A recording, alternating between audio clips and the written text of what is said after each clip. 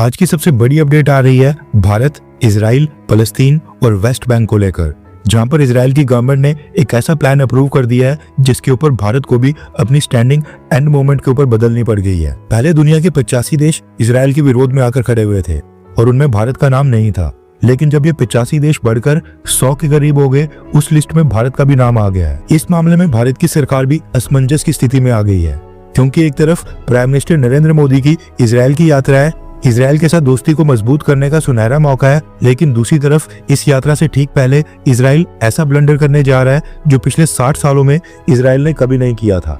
भारत की सरकार इस समय किस कंफ्यूजन में फंस गई है वो समझने से पहले हमें सबसे पहले इजराइल और फलस्तीन का मैप देखना होगा। मैप में आप देख सकते हैं कि इजराइल के साथ साथ लेफ्ट साइड के ऊपर गाजा पट्टी है और राइट साइड के ऊपर वेस्ट बैंक है। गाजा पट्टी को तो खैर फ्लैट करके अब इजराइल ने इस एरिया से अपना फोकस शिफ्ट कर दिया है वेस्ट बैंक के ऊपर। यहाँ पर हमास की प्रेजेंस बिल्कुल नहीं है और ये जो एरिया है इसको कंट्रोल करता है फलस्तीनियन अथॉरिटी। अब ये जो वेस्ट बैंक का एरिया है ये भी ऐसा नहीं है कि सारे का सारा फलस्तीनियन अथॉरिटी के कंट्रोल में है, और यहाँ पर इजराइल की गवर्नमेंट और बेंजामिन नेतन्याहू सबसे बड़ा एग्रेसिव मूव लेकर आ रहे हैं। रेफरेंस के लिए आपकी स्क्रीन के ऊपर आर्टिकल का स्क्रीनशॉट है।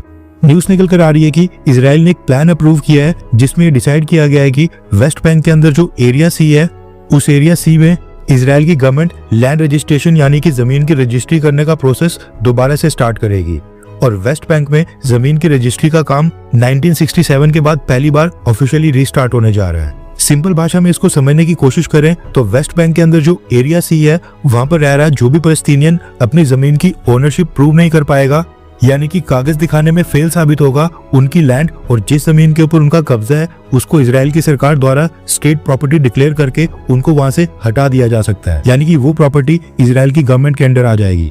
अब ये चीज इतनी इंपॉर्टेंट क्यों है और दुनिया के 100 देश इकट्ठा होकर इजराइल की सरकार के इस मूव का विरोध क्यों कर रहे हैं, ये समझने के लिए वेस्ट बैंक की डेमोग्राफिक समझनी पड़ेगी। हुआ ये कि इजराइल और फलस्तीनियन लिबरेशन ऑर्गेनाइजेशन के बीच लड़ाई झगड़े को खत्म करने के लिए 1993 में इजराइल और फलस्तीनियन लिबरेशन ऑर्गेनाइजेशन के बीच ऑस्लो अकॉर्ड साइन हुआ था, और ये नेगोशिएशंस नॉर्वे की राजधानी ऑस्लो में हुई थी, इसलिए इसको ऑस्लो अकॉर्ड बोला जाता है। ऑस्लो अकॉर्ड में क्या किया गया कि वेस्ट बैंक को 3 पार्ट्स में डिवाइड किया गया, एरिया ए, बी और एरिया सी। अब ये जो एरिया ए है ये वेस्ट बैंक का 18% का एरिया है और ये कम्प्लीटली फलस्तीनियन अथॉरिटी को फुल कंट्रोल में दे दिया गया। एरिया बी था वेस्ट बैंक का 22% एरिया, और इस एरिया को लेकर डिसाइड हुआ कि यहाँ पर फलस्तीनियन अथॉरिटी और इजराइल दोनों ही जॉइंट कंट्रोल रखेंगे, यानी कि ये कम्प्लीटली किसी को नहीं दिया जाएगा। और ये जो एरिया सी बचा जो कि वेस्ट बैंक का 60% एरिया बनता है, इसको पूरी तरह से इजरायली मिलिट्री के कंट्रोल में दे दिया गया था। अब वैसे तो उस समय ये अरेंजमेंट पूरी तरह से टेम्परेरी था, ये डिवीजन पेपर्स के ऊपर ही हुए थे और जमीन के ऊपर अभी भी स्थिति पहले जैसी थी। अब ये जो अरेंजमेंट था इसको केवल 5 साल के लिए इंट्रोड्यूस किया गया था, 5 साल के बाद फुल ट्रांसफर होना था, ताकि 5 सालों में बाकी पॉइंट्स के ऊपर भी सक्सेसफुली नेगोशिएशंस कंप्लीट की जाए। इस अरेंजमेंट में और भी कई सारी टर्म्स और कंडीशंस थी जिसको इजराइल ने प्रॉमिस किया था, लेकिन वो कभी पूरी नहीं हो पाई।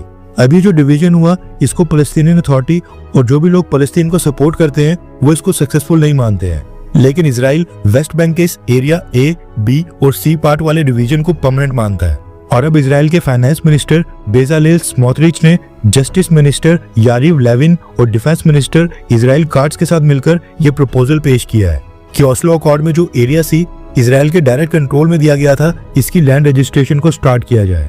अब सबसे पहले इजराइल के कंसर्न्स को समझते हैं। इजराइल का आर्गुमेंट है कि एरिया सी लीगली उनके एडमिनिस्ट्रेटिव कंट्रोल में है और वहां का लैंड रिकॉर्ड सिस्टम बिल्कुल अनकम्प्लीट है। इजराइल का कहना है कि बिना प्रॉपर लैंड रजिस्ट्री के इलीगल कंस्ट्रक्शन, सिक्योरिटी रिस्क और लीगल एम्बिग्यूटी क्रिएट होती है, और उनका मानना है कि अगर रजिस्ट्री को क्लियर किया जाएगा तो पता चलेगा कि कौन सी जमीन प्राइवेट है और कौन सी स्टेट की है। इजराइल इसके अंदर अपने सिक्योरिटी एंगल को भी हाईलाइट कर रहा है। इजराइल का कहना है कि वेस्ट बैंक उनके लिए एक स्ट्रेटेजिक बफर जोन है, स्पेशली जॉर्डन वैली वाले रीजन से। यहाँ से इजराइल अपनी ईस्टर्न सिक्योरिटी को सिक्योर करता है, और इजराइल के हिसाब से अगर यहाँ पर इंस्टेबिलिटी होती है तो इससे डायरेक्ट उनकी मेनलैंड सिक्योरिटी के ऊपर इम्पैक्ट होता है। उनका एक और कंसर्न है कि पॉपुलेशन बढ़ते जा रही है और अगर वेस्ट बैंक की लैंड क्लियर तरीके से स्टेट या फिर प्राइवेट कैटेगरी में डिफाइन नहीं होगी तो फ्यूचर डिस्प्यूट्स और वायलेंस बढ़ सकती है, जो किसी भी समय वेस्ट बैंक के अंदर एक बड़ी प्रॉब्लम बन सकता है। यानी इजराइल इसको लॉ एंड ऑर्डर इशू के रूप में भी प्रेजेंट कर रहा है। इजराइल का कहना है कि ये कोई एनेक्सेशन और कब्जा करना नहीं है, बल्कि एक ब्यूरोक्रेटिक प्रोसेस है जिससे ओनरशिप ऑफिशियली तरीके से डिफाइन हो पाएगी और इलीगल एनक्रोचमेंट्स रुकेंगी। एंड अगर किसी के पास भी वैलिड प्रूफ है तो उसको डरने की जरूरत नहीं है, इजराइल उनसे उनकी जमीन को नहीं छीनेगा।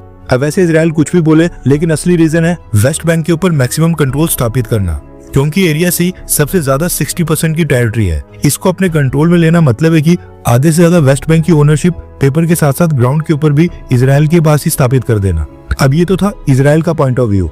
अब बात करते हैं फलस्तीन के पॉइंट ऑफ व्यू की, और जो लोग इस एरिया सी में रह रहे हैं। फलस्तीन के कंसर्न्स देखेंगे तो तस्वीर बिल्कुल अलग नजर आती है। फलस्तीनियन अथॉरिटी का कहना है कि इजराइल का ये कदम एक तरह से डी फैक्टो एनेक्सेशन है, मतलब कागजों के ऊपर ये लैंड रजिस्ट्रेशन के नाम से ग्राउंड के ऊपर परमानेंट कंट्रोल एस्टेब्लिश करने की कोशिश की जा रही है। फलस्तीन के लोगों का कहना है कि 1967 में जो 6 डे का वॉर हुआ था, उस 6 डे वॉर के दौरान और उसके बाद भी जो वायलेंस हुई थी और जो वेस्ट बैंक में हमले हुए थे, उसमें कई सारी फैमिलीज के लैंड डॉक्यूमेंट्स पूरी तरह से डिस्ट्रॉय हो गए थे।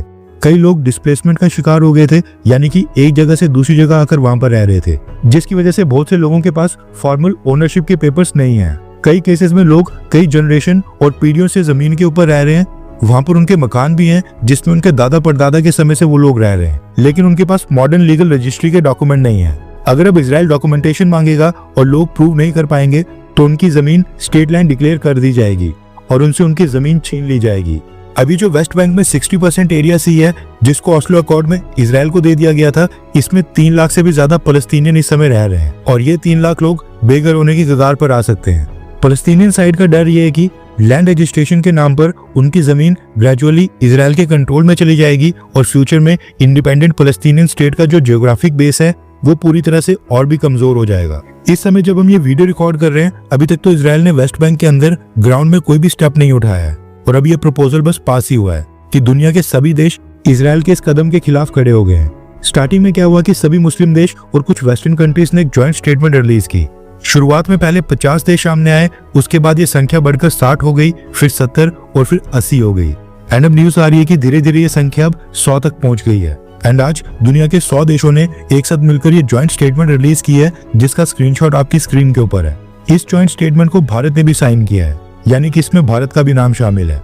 इस ज्वाइंट स्टेटमेंट में साफ तौर के ऊपर इजराइल के वेस्ट बैंक में कंट्रोल को एक्सपैंड करने का विरोध किया गया है। इजराइल को तुरंत अपनी स्टेप्स रिवर्स करने के लिए कहा गया है और दूसरा तो इस ज्वाइंट स्टेटमेंट में कहा गया है कि इजराइल डेमोग्राफिक कंपोजिशन चेंज करने की कोशिश कर रहा है, सेटलमेंट्स को बढ़ाकर जमीनी रियलिटी को चेंज करने की कोशिश की जा रही है, जो कि इंटरनेशनल लॉ, यूनाइटेड नेशंस के रेजोल्यूशंस और इंटरनेशनल कोर्ट ऑफ जस्टिस की रूलिंग्स के खिलाफ है। एंड इस मसले का निपटारा 2 स्टेट सॉल्यूशन से ही होगा, जिसमें इजराइल और एक इंडिपेंडेंट फलस्तीन दोनों 1967 के बॉर्डर्स के बेसिस के ऊपर साइड बाय साइड पीस और सिक्योरिटी के साथ रहेंगे। भारत के पर्सपेक्टिव से देखा जाए तो इस पूरे मामले में सबसे बड़ा जियोपॉलिटिकल प्रेशर पॉइंट प्रधानमंत्री मोदी की इजराइल की विजिट है।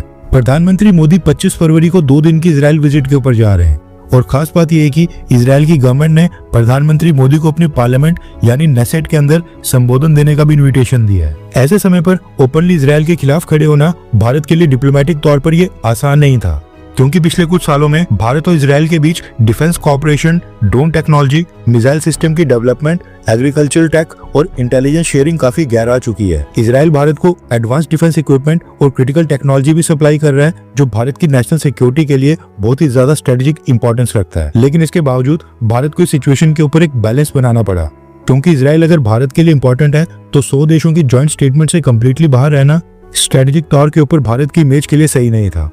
भारत अपने आप को इजराइल का ऐसा पार्टनर नहीं दिखाना चाहता है कि हम आंखें बंद करके इजराइल का साथ दे रहे हैं। इसलिए यूनाइटेड नेशंस में भी कई बार भारत इजराइल के खिलाफ वोट दे देता है। लेकिन हमें यह नहीं भूलना चाहिए कि जहां पर बात आती है इजराइल की नेशनल सिक्योरिटी की, तो समय आने पर हमारी सरकार इजराइल को एक्सप्लोजिव्स और एमुनेशंस दोनों सप्लाई करते रहती है, फिर चाहे इजराइल उनका इस्तेमाल कैसे भी करे और कहीं भी करे। उस समय हम बाकी देशों की तरह कोई भी ड्रामा नहीं करते हैं कि इजराइल के हमलों से निर्दोष लोगों की जान जा रही है, इसलिए हम हथियार या एमुनेशंस इजराइल को सप्लाई नहीं करेंगे। और भारत की सरकार बिना कुछ पूछे इजराइल जो भी हमसे डिमांड करता है हम दे देते हैं। बाकी जो ऑप्टिक्स की बात, तो कई बार ऐसे कदम और ऐसे स्टेप्स उठाने पड़ते हैं जो खुद को भी अच्छे नहीं लगते हैं। और ये ज्वाइंट स्टेटमेंट के अंदर 100 देशों के साथ भारत का आना, भारत का नाम शामिल होना, ये भी कुछ वैसा ही कदम माना जा रहा है।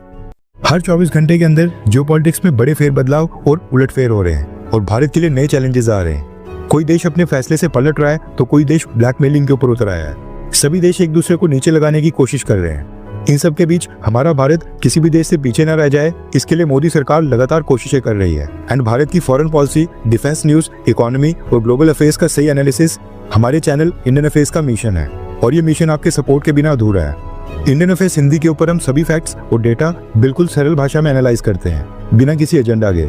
अगर आप चाहते हैं कि इंडियन अफेयर्स का सही और ऑथेंटिक एनालिसिस आप तक लगातार पहुंचे, तो इस वीडियो को लाइक करें और हमारे चैनल इंडियन अफेयर्स को सब्सक्राइब करके बेल नोटिफिकेशन ऑन करना मत भूलिए। आपका एक लाइक हमारे चैनल को ग्रो करने में काफ़ी मदद करेगा और एक सब्सक्राइब ये सुनिश्चित करेगा कि आप किसी भी इंपॉर्टेंट अपडेट को मिस ना करें। अगर आपने हमारे चैनल को पहले से सब्सक्राइब किया है तो दिल से धन्यवाद। जय हिंद, वंदे मातरम।